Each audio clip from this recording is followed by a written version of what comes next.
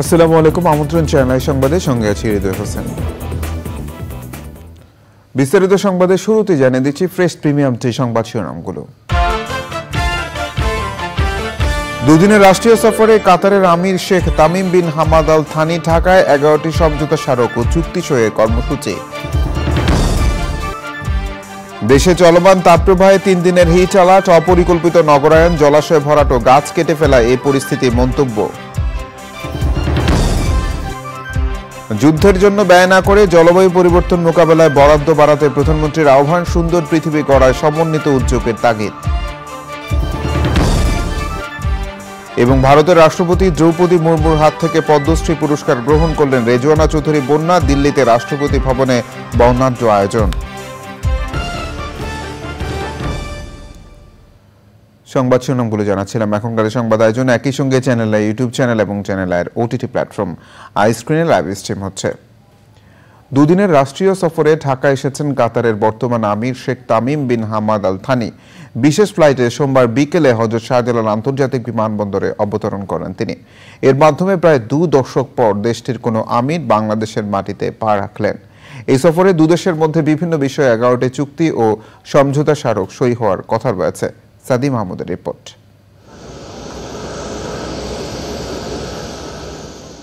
বিকেল 5টায় বিশ্বের অন্যতম ধনী দেশ কাতারের আমির Sheikh Tamim bin Hamad Al থানিকে বহনকারী বিশেষ উড়োজাহাজটি ঢাকায় পৌঁছায়। জ্বালানি সমৃদ্ধ দেশটির রাষ্ট্রপ্রধানের এই সফরকে বেশ গুরুত্বপূর্ণ মনে করছে বাংলাদেশ।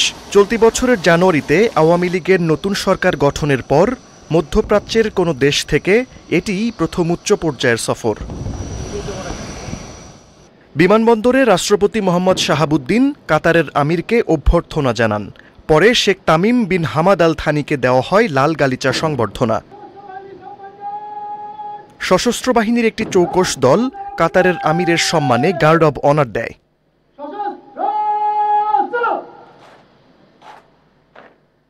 এই সফরে মঙ্গলবার সকালে প্রধানমন্ত্রী শেখ হাসিনার সঙ্গে দ্বিপাক্ষিক বৈঠক করবেন কাতারের আমির। বৈঠক শেষে কাতার ও বাংলাদেশের মধ্যে 6টি চুক্তি ও 5টি সমঝোতা স্মারক সই হওয়ার কথা রয়েছে। দ্বৈতকর পরিহার, আইনগত বিষয়ের সহযোগিতা, সাগরপথে পরিবহন, বিনিয়োগ উন্নয়ন ও সুরক্ষার মতো 6টি চুক্তি। আর সমঝোতা স্মারকের মধ্যে রয়েছে শ্রমশক্তি বিষয়ের সমঝোতা স্মারক, বন্দর পরিচালনা, উচ্চশিক্ষা ও বৈজ্ঞানিক গবেষণা, যুব ও ক্রীড়া সহযোগিতা এবং কূটনৈতিক প্রশিক্ষণ সহযোগিতার বিষয়। ইসরায়েল ফিলিস্তিন যুদ্ধ নিয়েও এই সফরে আলোচনা হতে পারে, কারণ কাতারের আমির এমন এক সময়ে বাংলাদেশে এসেছেন যখন মধ্যপ্রাচ্যে নতুন করে সংঘাত শুরু হয়েছে, আর কাতার সেই সংঘাত নিরসনে মধ্যস্থতাকারীর ভূমিকা পালন করছে। কাজেই সংঘাতের ব্যাপারে বাংলাদেশের অবস্থান কাতারের সামনে তুলে ধরা হতে পারে বলে ধারণা করা হচ্ছে। মঙ্গলবার দুপুরেই বঙ্গভবনে রাষ্ট্রপতি মোহাম্মদ শাহাবুদ্দিনের সাথে বৈঠক করবেন কাতারের আমির। Sheikh Tamim bin Hamad Al থানির বিকেলে কালশিতে কালশি পার্ক ও একটি রাস্তা উদ্বোধনের কথা রয়েছে। এরপর বিকেলেই ঢাকা ছাড়ার কথা রয়েছে কাতারের আমিরের। সাদি মাহমুদ, চ্যানেল আই, ঢাকা। দেশে চলমান তাপপ্রবাহের কারণে সোমবার থেকে 3 দিনের জন্য হিট অ্যালার্ট জারি করেছে আবহাওয়া অধিদপ্তর।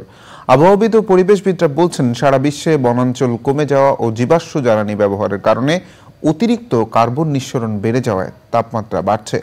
সেই সাথে অপরিকল্পিত নগরায়ন, জলাশয় ভরাট ও দখলের পাশাপাশি গাছ কেটে ফেলাকেও তাপপ্রবাহের কারণ বলে মনে করছেন তারা। নাজিব বেগ জানাচ্ছেন বিস্তারিত।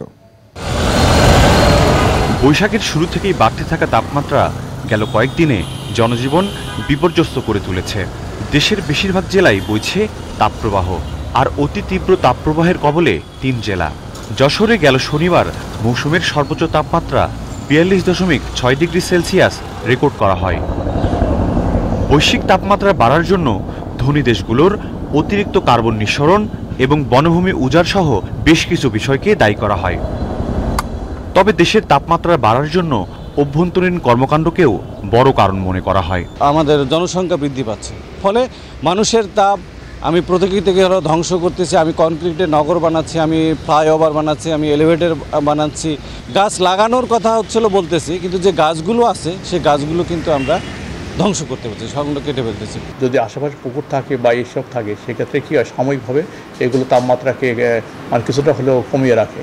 যখন আমরা এই সবগুলো ভরাট করে ফেলবো, সেক্ষেত্রে দেখা যাচ্ছে যে গ্লোবাল ওয়ার্মিংয়ের সাথে সাথে আমরা লোকালাইজ যে আমরা কাজ করতেছি মানে পরিকল্পনা ছাড়া, এটা একটা বড় ধরনের কন্ট্রিবিউশন আছে এই টেম্পারেচার রাইজিং ক্ষেত্রে এবং তার সাথে হিট ওয়েভ সংখ্যা বাড়ার ক্ষেত্রে। মক্কা মদিনার মতো মরু অঞ্চলের চেয়েও বাংলাদেশের তাপমাত্রা বেশি হওয়ার বিষয়টি নিজেদের ভুলের মাসুল বলে মনে করছেন পরিবেশবাদীরা। মক্কা মদিনাতে গাছ নেই, তারা তাপ শোষণ করতে পারে, সারা বছর তারা ওরকমভাবে থাকে, কিন্তু বাংলাদেশে তো ছিল। ফলে ওই মরুভূমি যাওয়ার জন্য যে প্রক্রিয়া, আমরা যে আমাদের বনভূমি, আমাদের গাছপালা আমরা নষ্ট করতেছি, কেটে ফেলতেছি। ফলে স্বাভাবিকভাবে ধীরে ধীরে আমরা মক্কা মদিনার মতো হয়ে যাচ্ছে আমাদের জলবায়ুর প্রভাবটা। তারা বলছেন তাপমাত্রা কমাতে সংশ্লিষ্টদের পদক্ষেপ যেমন জরুরি, তেমনি গড়ে তুলতে হবে ব্যক্তি সচেতনতা। নাজিব বেগ, চ্যানেল আই, ঢাকা। প্রধানমন্ত্রী শেখ হাসিনা বলেছেন, যুদ্ধের জন্য অর্থ ব্যয় না করে জলবায়ু পরিবর্তন মোকাবেলায় তা ব্যয় করলে বিশ্ব রক্ষা পেত। ভবিষ্যৎ প্রজন্মের জন্য নিরাপদ ও সুন্দর পৃথিবী গড়ে তুলতে জলবায়ু অভিযোজন সক্ষমতা ও সহিষ্ণুতা বাড়ানো এবং ঝুঁকি কমানোয় সমন্বিত উদ্যোগ নেওয়ার আহ্বান জানিয়েছেন প্রধানমন্ত্রী শেখ হাসিনা। ঢাকায় জাতিসংঘ জলবায়ু সম্মেলন ন্যাশনাল অ্যাডাপ্টেশন প্ল্যান ন্যাপ সম্মেলনে জলবায়ু তহবিলে বার্ষিক $100 বিলিয়ন দেওয়ার প্রতিশ্রুতি পূরণে উন্নত দেশগুলোকে তাগিদ দিয়েছেন প্রধানমন্ত্রী। নীলাদ্রি শেখরের রিপোর্ট। জলবায়ু পরিবর্তনের ঝুঁকি মোকাবেলার অভিজ্ঞতা বিনিময় এবং বাংলাদেশ কিভাবে জলবায়ু পরিবর্তন অভিযোজনে সফল হয়েছে তা বিশ্বকে জানাতে শুরু হয়েছে জাতিসংঘ জলবায়ু অভিযোজন সম্মেলন national adaptation plan nap expo. United Nations framework conventions on climate change আয়োজিত নবম এই সম্মেলন প্রথমবারের মতো বাংলাদেশে হচ্ছে। 4 দিনের এ সম্মেলন উদ্বোধন করেন প্রধানমন্ত্রী শেখ হাসিনা। অংশ নিচ্ছেন 104টি দেশের জলবায়ু বিশেষজ্ঞ ও উন্নয়ন সহযোগীরা। জলবায়ু পরিবর্তনে ক্ষতিগ্রস্ত বাস্তুচ্যুত মানুষের পুনর্বাসনের দায়িত্ব সব দেশকে ভাগ করে নেয়ার আহ্বান জানান প্রধানমন্ত্রী। উন্নত দেশগুলিকে উন্নয়নশীল দেশগুলিতে প্রযুক্তি হস্তান্তরের পাশাপাশি সবচেয়ে কার্যকর জ্বালানি সমাধানে এগিয়ে আসতে হবে। সমুদ্রপৃষ্ঠের উচ্চতা বৃদ্ধি, লবণাক্ততা বৃদ্ধি, নদী ভাঙন, বন্যা এবং খরার কারণে বাস্তুচ্যুত মানুষদের পুনর্বাসনের দায়িত্ব সকল দেশকে ভাগ করে নিতে হবে এবং সবশেষে প্রধান অর্থনীতি সমূহকে পরবর্তী প্রজন্মের জন্য একটি টেকসই ভবিষ্যৎ নিশ্চিত করতে অংশীদারিত্বের ভিত্তিতে বিশ্বব্যাপী সকল অংশীদারদের সঙ্গে কাজ করতে হবে। ভবিষ্যৎ প্রজন্মের জন্য নিরাপদ বিশ্ব গড়তে 6 দফা প্রস্তাব তুলে ধরেন সরকার প্রধান। আমরা ভবিষ্যৎ প্রজন্মের জন্য একটি নিরাপদ ও সুন্দর পৃথিবী গড়ে তুলতে চাই। এর জন্য প্রয়োজন অভিযোজন সক্ষমতা বৃদ্ধি করা, সহিষ্ণুতা শক্তিশালী করা এবং ঝুঁকি হ্রাসে সমন্বিতভাবে উদ্যোগ গ্রহণ করা। প্রধান কার্বন নির্গমনকারী দেশগুলিকে বিশ্বব্যাপী তাপমাত্রা বৃদ্ধি 1.5 ডিগ্রি সেলসিয়াসের মধ্যে রাখতে তাদের নির্গমন হ্রাস করার জন্য কার্যকর পদক্ষেপ নিতে হবে। উন্নত দেশগুলির দ্বারা জলবায়ু তহবিলে বার্ষিক $100 বিলিয়ন প্রতিশ্রুতি পূরণ করতে হবে। অভিযোজন ও প্রশমনের মধ্যে তা সমানভাবে বন্টন করতে হবে। সেই সাথে একটি কথা না বলে পারছি না, এই যুদ্ধে অস্ত্র এবং অর্থ ব্যয় না করে সে টাকাগুলি এই জলবায়ু পরিবর্তনে যদি ব্যয় করা হতো তো বিশ্বটা রক্ষা পেত। সুন্দর এই ধরিত্রী রক্ষায় সবাইকে একে অপরের সহযোগিতায় এগিয়ে আসতে বলেন প্রধানমন্ত্রী শেখ হাসিনা। Niladri Shekhar, Channel I, Dhaka.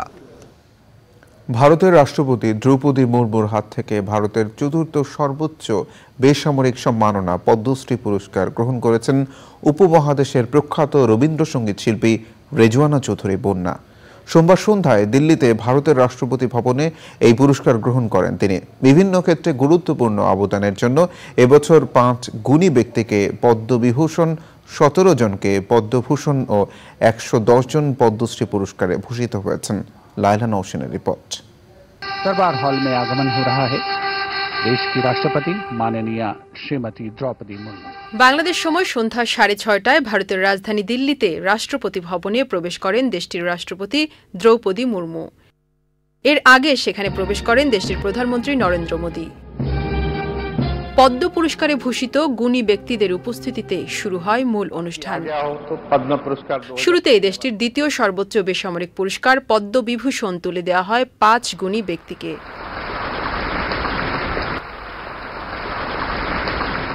এরপর 17 জনের হাতে তুলে দেওয়া হয় পদ্মভূষণ পুরস্কার। এরপর বাংলাদেশের মুখ উজ্জ্বল করে স্ক্রিনে উঠে আসে উপমহাদেশের বিশিষ্ট সঙ্গীতশিল্পী রেজওয়ানা চৌধুরী বন্যার নাম। মঞ্চ আলো করে দৃঢ় পায়ে বিনয়ের সাথে হেঁটে মুখোমুখি হন ভারতের রাষ্ট্রপতি দ্রৌপদী মুর্মুর।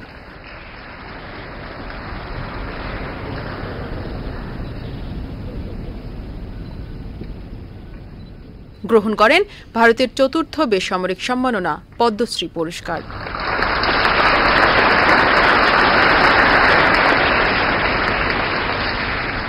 সঙ্গীতে গুরুত্বপূর্ণ অবদানের জন্য উপমহাদেশের বিশিষ্ট এই সঙ্গীতশিল্পী বাংলাদেশ সরকারের সর্বোচ্চ সম্মাননা স্বাধীনতা পুরস্কার ও ভারতের পশ্চিমবঙ্গ রাজ্য সরকারের সর্বোচ্চ পুরস্কার বঙ্গভূষণ পদকে ভূষিত হন।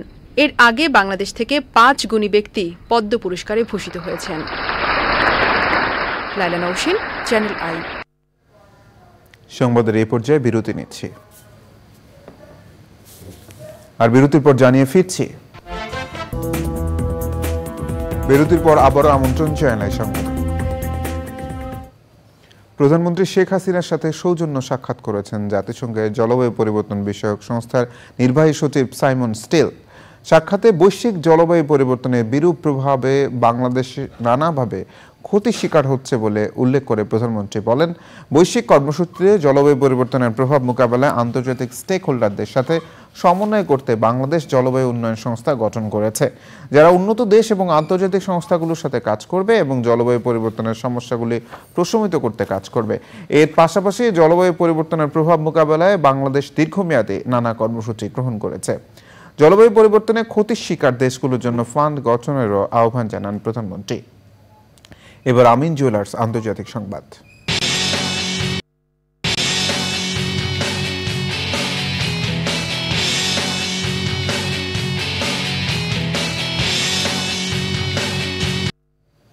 পদত্যাগ করেছেন ইসরায়েলের সামরিক গোয়েন্দা প্রধান মেজর জেনারেল আহারন হালিভা। গত বছরের 7 অক্টোবর ইসরায়েলে হামাসের হামলা ঠেকাতে ব্যর্থতার দায় নিয়ে হালিভা তাঁর পদ থেকে সরে দাঁড়িয়েছেন। ইসরায়েলি সেনাবাহিনী এই তথ্য নিশ্চিত করেছে। হালিভাই প্রথম কোনো উচ্চ পর্যায়ের ইসরায়েলি কর্মকর্তা যিনি 7 অক্টোবরের হামলা ঠেকাতে ব্যর্থতার দায় নিয়ে পদত্যাগ করলেন। ইসরায়েলি সামরিক বাহিনীতে 38 বছরের পেশাগত জীবন ছিল হালিভার। পদত্যাগপত্রে তিনি 7 অক্টোবর হামাসের হামলা ঠেকাতে ব্যর্থতার দায় নেওয়ার কথা উল্লেখ করেছেন। বলেছেন, এই যন্ত্রণা তাকে আজীবন বয়ে বেড়াতে হবে। পদত্যাগপত্রে হালিভা 7 অক্টোবরের হামলার ঘটনা পুঙ্খানুপুঙ্খ তদন্তেরও আহ্বান জানিয়েছেন। এবার কৃষি সংবাদ।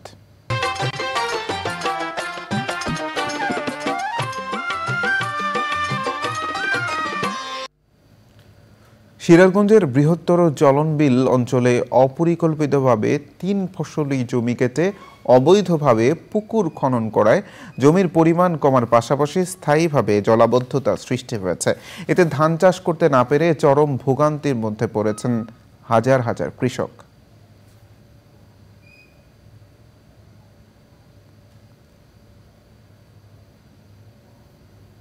এবার প্রকৃতি সংবাদ।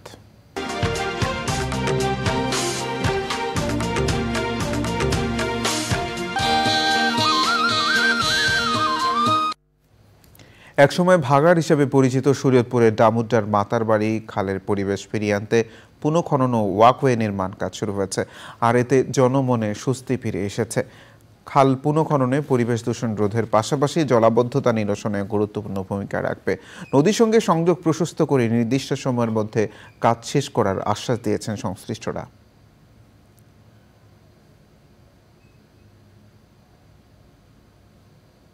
এবার এক্সিম ব্যাংক বাণিজ্য সংবাদ।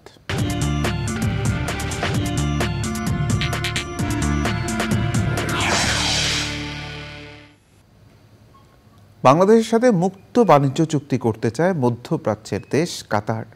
দেশটির বাণিজ্য মন্ত্রী Sheikh Mohammed bin Hamad Al তানির সাথে রাজধানীর একটি হোটেলে প্রধানমন্ত্রীর বেসরকারি বিনিয়োগ উপদেষ্টা সালমান এফ রহমানের নেতৃত্বে একটি বাণিজ্য প্রতিনিধি দল বৈঠক করে।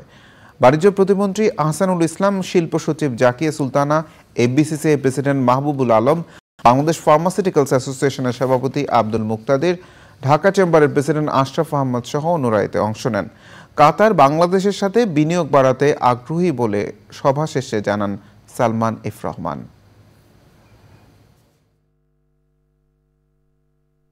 আমরা একটা ফ্রি ট্রেডের এগ্রিমেন্ট করতে চাই কাতারের সাথে।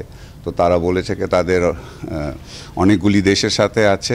ইনফ্যাক্ট তারা বলল কিছুদিন আগেই তারা প্রায় পাকিস্তানের সাথে এখন শেষ পর্যায়ে আছে, সাউথ কোরিয়ার সাথেও তারা করেছে। তো আমরা মনে করি যে তারা এটাতে আমাদেরকে তারা বলেছে তারা ইন্টারেস্টেড, তো এটা তারা কাজ করবে। তারা বলে এটা একটা, আর আমরা ওনাদের যে কমোডিটি এক্সচেঞ্জ, ওদের স্টক এক্সচেঞ্জ আছে, আমরা আবার মাননীয় প্রতিমন্ত্রী বলেছেন সুকুকের কথা, দ্যাট আমরা সুকুকের সাথে, তো ওটাও নিয়ে তারা বলেছে যে তারা আমাদের সাথে কথা বলবে। সংবাদে আবারও বিরতি নিচ্ছে।